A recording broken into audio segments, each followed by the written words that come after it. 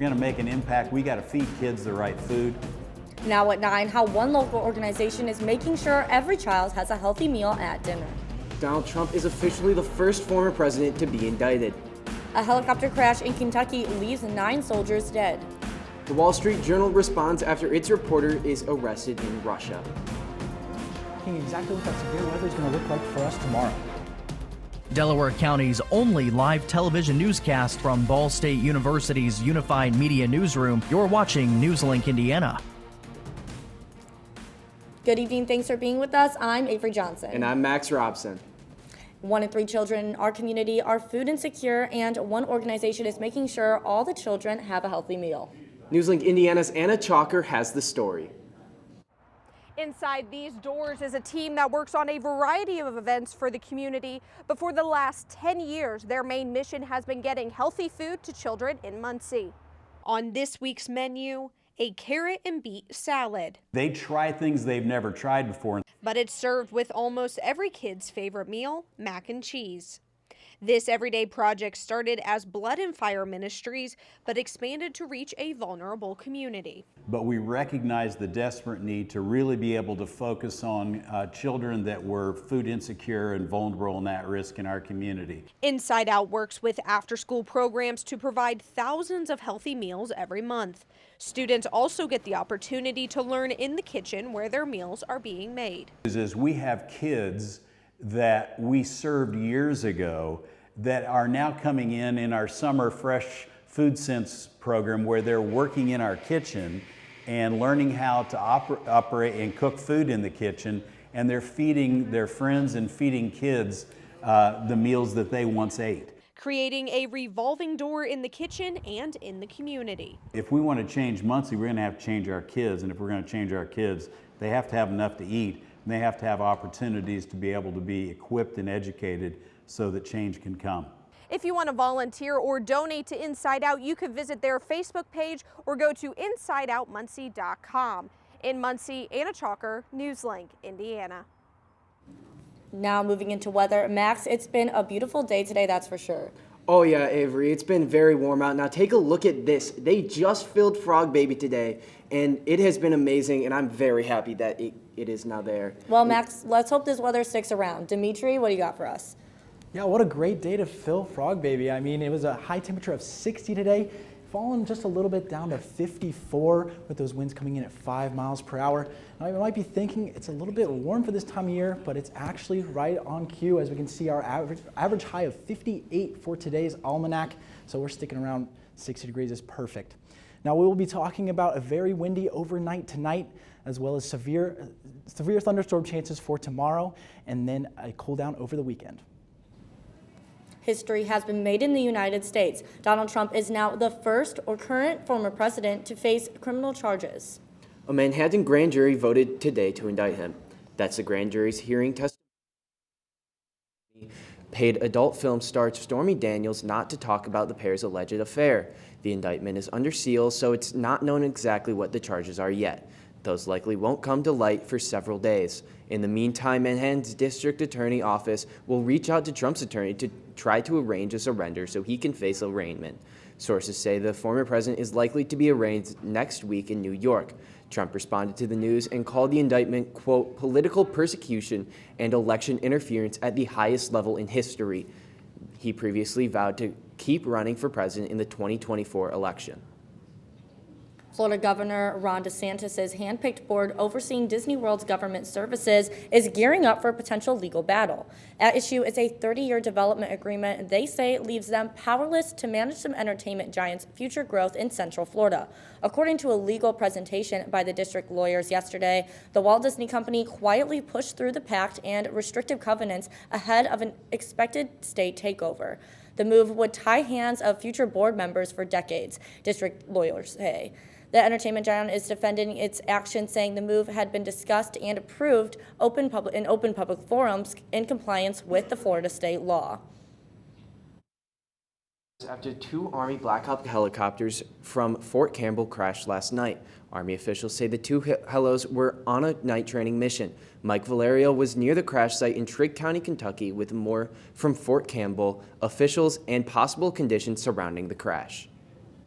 At approximately 10 p.m. last night, 2 of our Black Hawk helicopters were involved in a crash during a planned training flight in Cadiz, Kentucky, that resulted in the death of all 9 service members. Officials say 2 crews, 4 and 5 members each, were aboard 2 HH-60 Black Hawk helicopters conducting routine night training ops. Specifically, they were flying a multi-ship formation, 2 ships under night vision goggles. When you're talking about night vision goggles, when you're flying an aircraft, and I'll demonstrate, pardon me for this, but you have 2 goggles like this in front of your face, and that's where you can see using the illumination from whatever is out there, stars, moonlight. Unknown yet if visibility was a factor. The exact cause is under investigation. One witness shared what he heard with a local radio station. As soon as I got over the house, something popped, loud bang, and everything shut down just all of a sudden.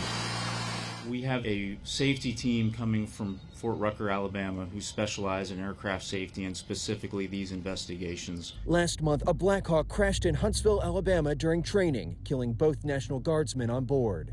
We will always relook our safety precautions and our measures. The grim task now notifying the families of the 9 soldiers killed Wednesday night. Freedom relies on those who are willing to serve, some of which pay the ultimate price. In Trigg County, Kentucky, I'm Mike Valerio reporting. The Army will not release the names of those killed until the next of kin notification process is completed, but did confirm they were all based at Fort Campbell. No additional casualties or injuries were reported. Some bipartisan representatives from Ohio are urging Congress to pass the Railroad Safety Bill. It's called Reducing Accidents in Locomotives, or the RAIL Act. The legislation largely mirrors a similar Senate bill with funding for training and penalties for violating safety regulations. It follows the Norfolk Southern train derailment that released hazardous materials in East Palestine, Ohio. The RAIL Act will also hold rail corporations like Norfolk Southern accountable. And I think it's worth saying it again, it is holding rail corporations accountable. For far too long, rail corporations have put profits over people, endangering our communities and our environment in the process. And enough is simply enough. The House bill goes farther than the Senate one in requirements for hazardous material signs. It leaves out funding for research and development and the requirement of a 2-person crew. A Utah jury has found actress Gwyneth Paltrow not liable for a ski collision back in 2016. Retired optometrist Terry Sanderson sued Paltrow over injuries he said he suffered when the two collided at the Deer Valley Resort in Park City, Utah. Paltrow argued that Sanderson skied into her. The civil trial jury deliberated for a little over 2 hours today before returning their verdict. Paltrow did win her counterclaim that would have Sanderson pay $1 for damages plus her attorney's fees. After the verdict, Terry Sanderson said he was, quote, very disappointed with the verdict. Paltrow wished him well as she left the courtroom. Wall Street journalist arrested in Russia. Find out why. And J&J RSV vaccine production shut down. Find out what caused the change in moments.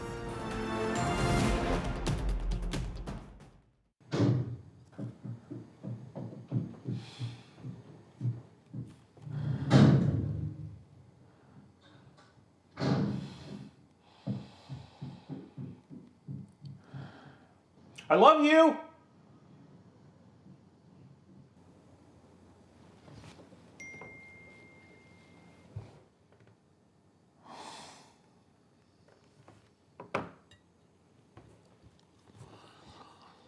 Prescription drug pricing points to corporate Freedom of the press is about your right to know. It's about your right to be informed. Today, there are real threats to press freedom and your right to know about the world around us. We must protect our right to know, no matter what kind of news is important to you. Before it's too late, understand the threats. ProtectPressFreedom.org. The central and midwestern U.S. averages more than 850 tornadoes each year, and lately, the number of floods has been rising in the region too. So chances are, there will be more twisters and floods near here again. And between school, sports, and social lives, chances are, you won't be with your kids when it happens. Will they know what to do? Ready.gov/kids has all the educational tools and information to make the conversation easy. When the time comes, chances are they'll feel prepared, not scared. So talk with your family today. Hey guys, it's me, Isabella Gomez, filling in for Smokey Bear because he's got more to say than just... Only you can prevent wildfires. Like, if you're outside enjoying a barbecue, don't let a hamburger distract you from fire safety. Make sure you aren't dumping your hot coals or ashes onto the ground because that could start a wildfire. So take wildfire prevention seriously and let's save the world one day at a time. Juntos con Smokey Bear, podemos hacerlo. Go to smokeybear.com to learn more about wildfire prevention. Wall Street Journal editor-in-chief Emma Tucker says she is, quote, very concerned for the safety of a reporter arrested in Russia yesterday. Evan Gershkovich was detained in Moscow on a suspicion of espionage. Russia's Federal Security Service says Gershkovich was spying for the American government. They say the U.S. citizen was detained while trying to obtain secret information about one of the Russian military-industrial complexes. According to the Wall Street Journal website, Gershkovich covers Russia, Ukraine, and the former Soviet Union. He previously worked for Agence France Presse, the Moscow Times, and the New York Times. In a statement, the Wall Street Journal says it, quote, vehemently denies Moscow's allegations of espionage. Gershkovich is the first U.S. journalist arrested in Russia for spying since 1986. The United States Border Patrol says more than 1,000 migrants turned themselves into the agents after crossing from Ciudad Juarez, Mexico to El Paso. According to the social media post from Border Patrol in El Paso, the majority of migrants are from Venezuela.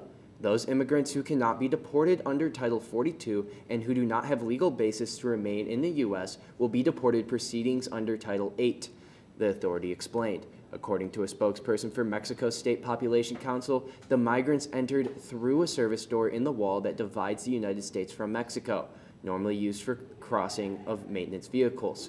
In images captured this Wednesday by CNN from Ciudad Juarez, Chihuahua, many migrants can be seen near the wall that divides both countries. The Senate passed a bill yesterday that would end the national COVID-19 emergency declared by then-President Donald Trump on March 13, 2020. The vote was overwhelmingly bipartisan, with Republicans leading the way 68-73. The joint resolution, which cleared the House earlier this year, now heads to President Joe Biden's desk for his signature. The vote comes on heels of two other successful efforts led by Republicans in approving legislation rescinding Biden administration policies. A White House official says while the president strongly opposes the bill, Biden will sign it and the administration will continue to work with agencies to wind down the national emergency. Pope Francis is being treated at a hospital in Rome for respiratory infection. The Vatican says the 86-year-old pontiff has been having some deep breathing difficulties in recent days. They add that he does not have COVID. This is the busiest time of year for the Pope for Pope Francis. He has Palm Sunday Mass scheduled this weekend and Holy Week and Easter celebrations next week. A division of Johnson & Johnson has stopped developing its vaccine for RSV. Janssen, J&J's pharmaceutical division, announced it's scrapping the vaccine for common respiratory infection. The vaccination for respiratory syncytial virus was ready to move to late-stage clinical trials. The medicine was being tested to see if it could prevent the potentially serious RSV disease in adults over the age of 60. More than 27,000 patients were set to take part in the Stage 3 clinical trial in the U.S. and other countries. The company says it stopped the trial to refocus its portfolio after an assessment of the RSV vaccine landscape. Severe weather chances for tomorrow. Find out exactly what that's going to look like after the break.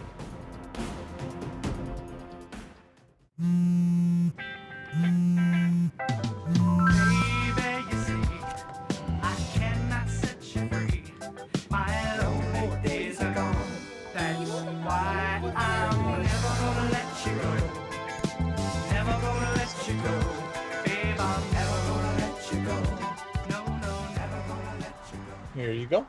Thank you. Thank you. Never gonna let you go. think it's just vapor with flavor. It won't hurt my kid like cigarettes, right? Vaping is safer than smoking, isn't it? There's really not even that much nicotine in them, right? My kid? My kid knows it's dangerous. Get your head out of the cloud. Today, nearly 8,000 kids will start vaping, maybe even yours. Learn about the dangers at talkaboutvaping.org. Emotes say a lot, but they can't say it all. Think your guildmate is struggling? Try these dialogue options.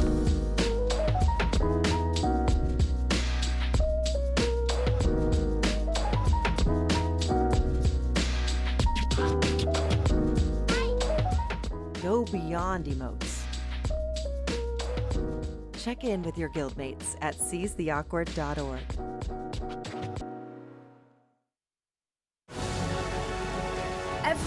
Every day, Millions of people are connecting and even though we're overcoming obstacles, watching each other's backs, and banding together.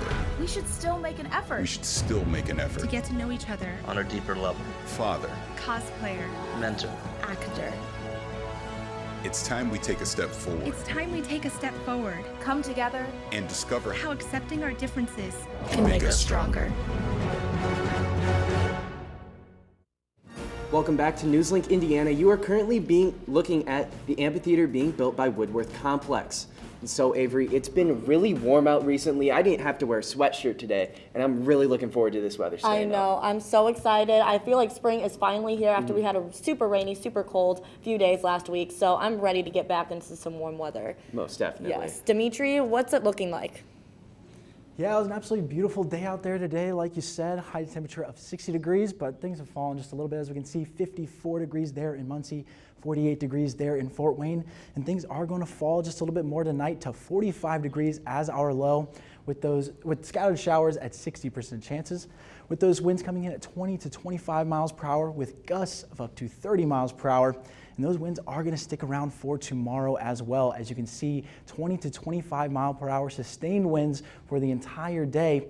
So that is going to be a cause for concern for tomorrow. But 8 a.m. we have light rain with 52 degrees, a little bit of a break around lunchtime from the rain, about 54 degrees. And then 5 p.m. the return of heavier rain and our high temperature of 60 degrees. Now, you guys might have been hearing about this severe weather potential for tomorrow. What exactly is that going to look like for us here in Muncie?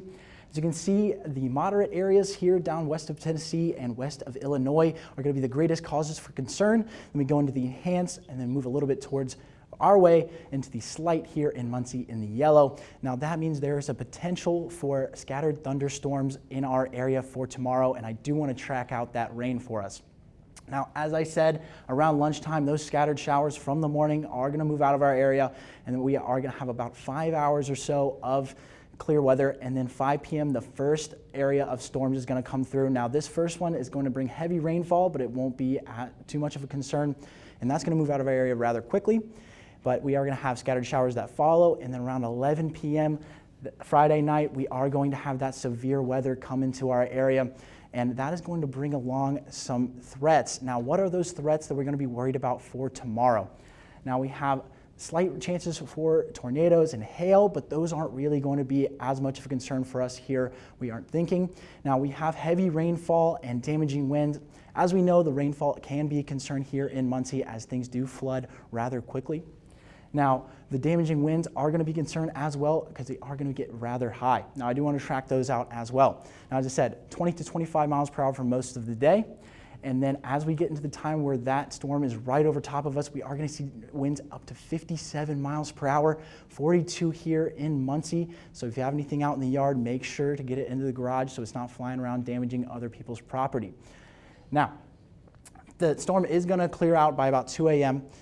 And we are going to look at our mid-7-day forecast as we see Friday there as that storm, a little bit of a cool down there on Saturday and Sunday at 48 and 53 respectively, but right back into the 60s there on Monday at 65, and then 72 for Tuesday and Wednesday with some chances of rainfall, and then 58 there on Thursday. Now, I don't know about you guys, but I got my chairs out on my porch ready to enjoy these nice days we've been having, and I put them away, I think, for tomorrow night. Well, I am super sad to hear that because I feel like last week it was nothing but rain, nothing but cold weather. So today I feel like we got a really nice day, but now it's going to be taken away from us pretty soon.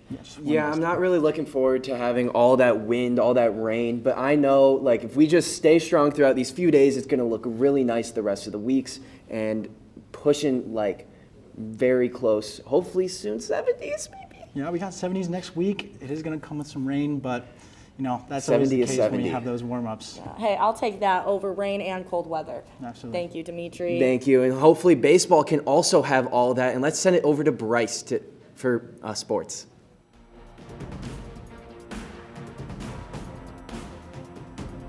Final games on the road. All this next in sports. Here's your sandwich, miss. Oh, thank you. And your burger. Awesome, thank you. And your bowl of boiling water, sir.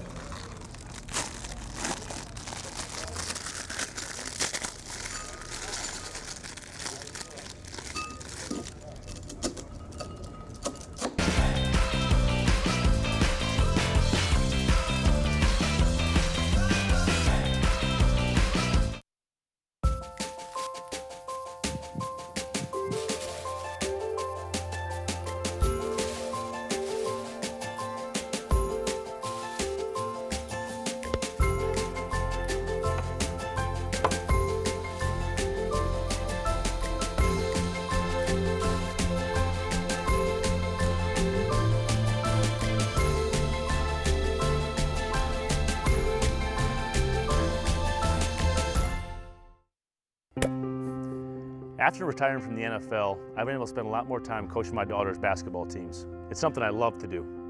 Through our games and our tournaments, we see all types of coaching, good and bad. And it begs the question, do we really know who's coaching our kids? Do they have the proper training and screening it would take for me to be comfortable with my daughters playing for that coach?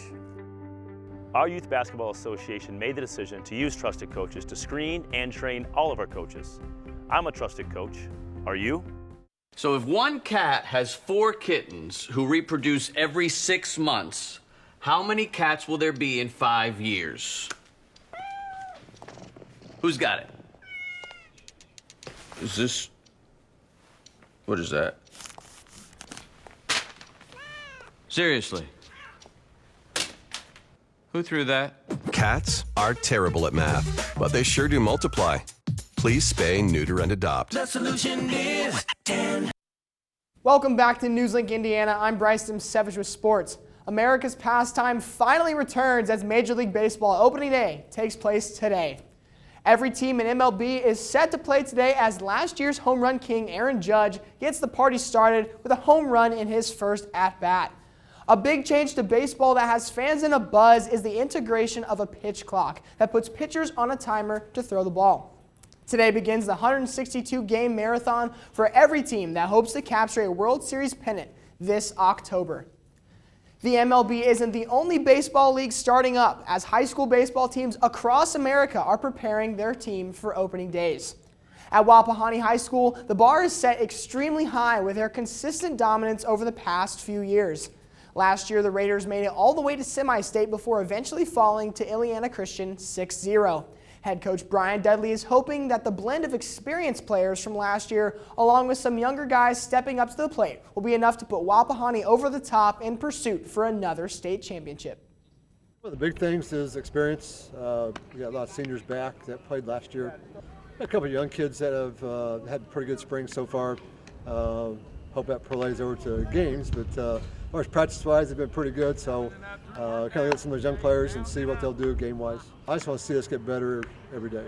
We got good players, so now it's just a matter of molding together into a team. The Raiders' first game will be tomorrow, March 31st at 6 p.m. on the road at Pendleton Heights. To stay on the mound, Ball State baseball is back on the road this weekend for more MAC conference play against Akron. The Cardinals are fresh off a close win against Southern Indiana thanks to a walk-off home run by C.J. Horn and a series sweep against Eastern Michigan a few weeks ago. In the victory over USI, the Cards earned 7 runs, 12 hits, and only 1 error on the day. Ball State heads into the weekend with an overall record of 18-6 and 8-1 in the MAC. But with the MAC tournament just under 2 months away, these Cards know MAC games become more important every day. Head coach Rich Maloney feels he has the right formula and group mentality going into this series of games. Every MAC game counts as one, so whether you play the top team in the MAC or you play the least favored team in the MAC, they all count as one. So when you play a game on Friday, it counts as one towards 30. So at the end of the day, you add up the number that you have, put them in the good column if you won and the bad column if you lost, and you hope you got more than the other guys. The Cardinals will travel to Akron to play this Friday at 3, Saturday at 2, and Sunday at 1. As baseball looks to soar in this series this weekend, Ball State men's volleyball looks to finish out their final road matches this season. The Cardinals take on MIVA opponent McKendree Bearcats tonight in Lebanon, Illinois. The Cards head into the matchup 14-8 on the year and 7-3 in the MIVA. The Cardinals left no room for error as they take down the Bearcats in straight sets 3-0. Ball State will be back in action again this weekend as they take on Lewis University in their final road matchup of the regular season. Now, Ball State volleyball has been amazing all year, but the baseball team seems to be overlooked. They've had a great run to start the season. How do you think they're going to continue their long stretch throughout the season? Honestly, I've been loving the baseball team, and they've been doing amazing this year. Absolutely. Well, I'm excited to see what they have to bring for the rest of the season. So thank you so much. We'll take a look at our anchor picks after the break. And your final check at weather with Dimitri in moments.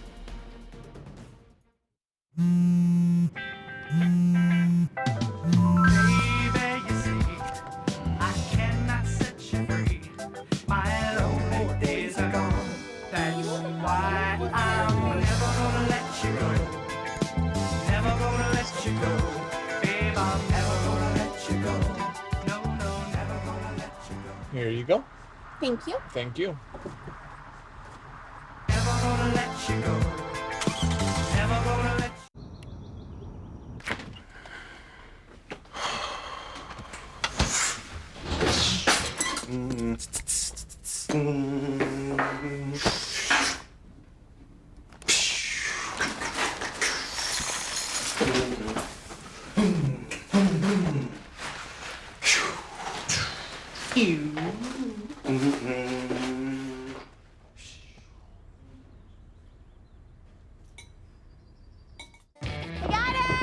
Hi. Can you help me? I got it. Thank you. No problem. Just like the rules to surviving Zombieland, there are steps you can take to be prepared for an emergency. It's the right thing to do. Talk with your family to make a plan. Look for safe areas to meet up if separated. And stock up on supplies. It's never too early to get prepared, so start now. Right now?